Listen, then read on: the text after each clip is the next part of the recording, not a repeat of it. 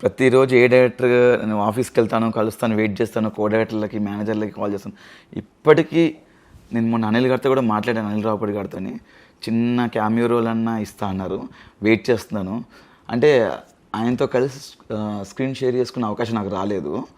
అది వస్తే బాగుంటుంది అని చెప్పేసి నేను చాలా అండి. నేను ఒకటే అంటాను, ఒకటి ఆయన సినిమాను యాక్ట్ చేయడానికి ఒక పక్షిగా పుట్టినా బాగుండి అనిపిస్తుంది. ఎందుకంటే పక్షి ఎగురుకుంటూ వెళ్ళిపోద్ది కదా, అలా వచ్చి వెళ్ళిపోయినా పర్లేదండి.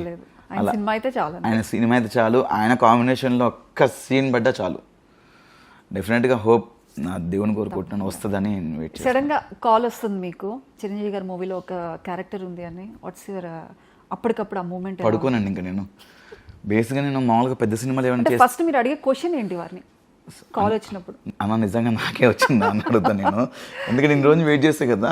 ఫస్ట్ ఆఫ్ ఆల్ నాకు బేసిక్గా మీకు తెలుసు కదా, నేను బేసిక్గా నాకు ఏమైనా గుడ్ న్యూస్ వస్తే నేను షేర్. ఇప్పుడు కూడా మీరు మాట్లాడుతుంటే ఆ టెన్షన్ కనిపిస్తుంది. వెయిట్ చేస్తున్నాను రావాలని.